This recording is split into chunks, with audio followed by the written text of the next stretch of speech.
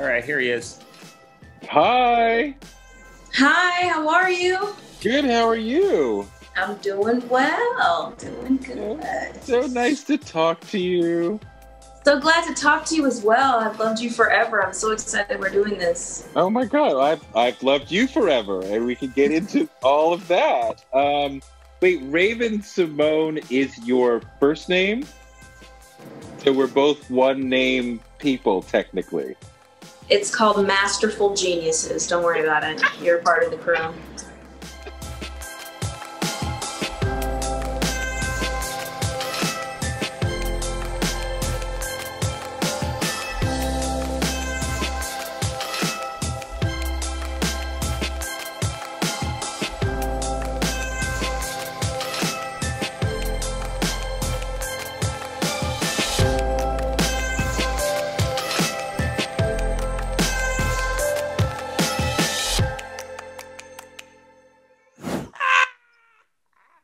Who proposed to who? Did you propose to her?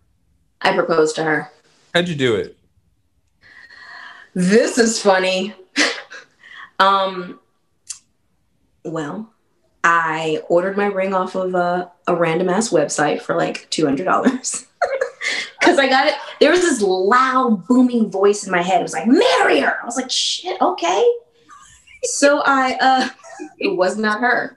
So I ordered like this cheapo ring. I said, babes, get in the car. We got to go somewhere. Because as soon as the ring came, I said, I mean, there's no reason to hold it. Got in the car, drove up Poima off of the 101 and like headed to Malibu. And drove up Poima Road, found a really pretty overhang, you know, super romantic. Got out of the car. Now, mind you, I'm bougie. So I said, look out there. And I'm like, shit, it's foggy. It's really ugly outside today. Damn it. Okay. I said, past those clouds is your future. Past those clouds is your future. And I said, you will not see me on a knee, but no, I'm kneeling at the heart because this is dirty and these are Gucci. And then I said, will you marry me? She said, yes. And here's what I did, right? She put the ring on and I ran across 4 lanes of traffic. And in my head, it was like, if I don't die right now, we're good. You know what I mean? Like, everything is real. I'm in real life right now. And I came back. She was like, what did you do? I said, listen, I've always wanted to get married just as a girl and wanting to do that. But I never thought it would actually happen because my whole life has been work.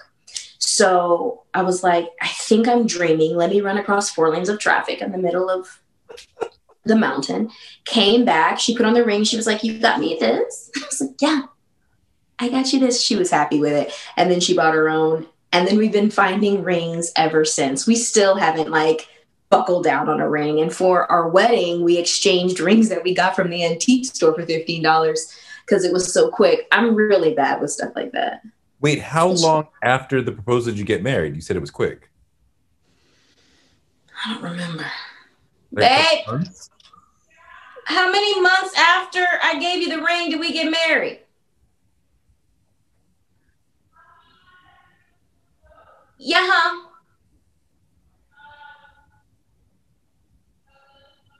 A month.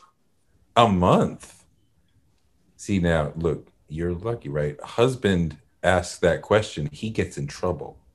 What do you mean you don't know? How could you not know that? Do you not care about our relationship? You can ask that question and get away with it. I can't. If I ask that question. But I've established early in the relationship that my memory is jacked. So I get to ask questions. No memory. But no memory is critical to having a long marriage because it's baggage. It's holding on to shit. That thing that you said and did to me 3 years ago, I'm still upset about that 5 years. That shit will fuck up your marriage. And I don't even say that for my marriage. I said that with my parents, right? Mm-hmm. My mom especially was really good at like forgetting some dumbass shit that he said or did. And they made it through like 55 years or something until with death. There's a secret. Just forget. that romantic amnesia is 100% the key. I got it. Wait, you call me back in 15 years. I got it, honey. I love her so much. She's so down for the cause, ride or die. I love her. Well, how'd you know she was the one? When she sent me gooey butter cake, brownies, and barbecue sauce and said little quips on each one, I called her up and before we got back together, long story, we don't talk about it, but anyway, before we got back together, I called her up and I was like, I suck as a human. All of the things that you told me is wrong with me, you were right. And she was like, "Aw," and I got this beautiful gift bag of stuff. Now, mind you, that's not the only reason. I know she's the one for many, many, many others, but my stomach really set the bar and was like, yeah, this is the one. Because she's a great cook. This woman is Betty Crocker on 1,000, yo. She makes everything. I do all the Southern food and the fried food, and she does like everything else. What do you do? You said you're a chef. What do you do really well in the kitchen? I do sauce and soup broths really well. I do refrigerator meals really well, meaning open your refrigerator, I'll make something out of what's in there. Leftover food. Yeah, I'm good. I'll make a leftover quiche in a heartbeat. Gumbo? Honey, that's how I used to win over my guys when I dated them. Make them a gumbo, shut them up real quick. You're mine, exactly. If you can make a great gumbo, I'll put up with anything because that's like one of my favorite dishes in the world. Now, here's my thing. I put corn in my gumbo. Okay, I'm not mad at you. Do you like it with rice or cornbread? Well, can we be both? Did I fall in love with you just then? No. I'm not straight. This is not. You gotta have white rice in the thing, but then there should be cornbread there to also dip and taste, and right? I mean, that's the New Orleans way. That is how you're supposed to have it, and I put creamed corn in my cornbread so that it's super juicy and succulent. Ooh, see, that was one of my favorite things growing up, cream corn. And I was like the only one in my family who would eat it, so they're just making it just for me. And I'm like, I think I knew it was like baby food, but still I'm like, but it tastes so good. It tastes so good. That's not baby food. That's adult man food. Don't worry about it. You got it. That is adult man food. But you say you're not straight, obviously, but you love the soul. So I mean, like, if we had, and I'm not being stupid, but like if we had a connection, you could be like, well, I love you, right? Because you just love people who you love. Well, I do love people. But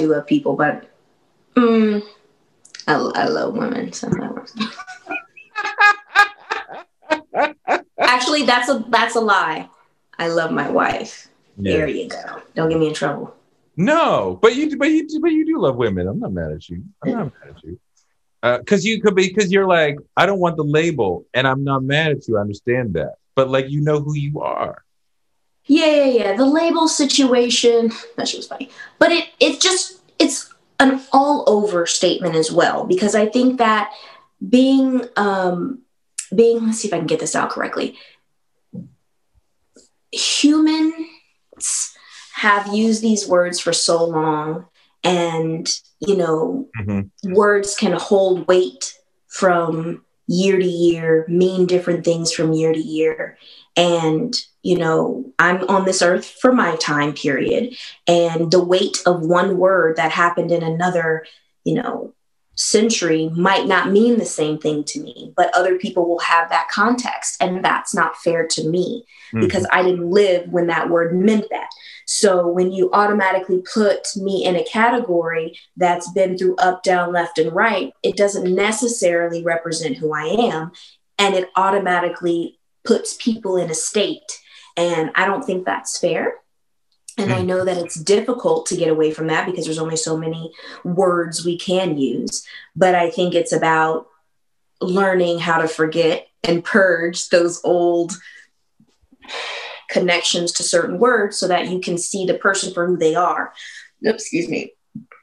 So I think that I think that's where I come from when I mean no labels. It's like, of course, I know I'm a female, I'm Black, I'm gay, I'm a lesbian, blah, blah, blah, blah. But it depends on who says it and how they learn that word, what their automatic assumption of me is. And I don't think that's fair.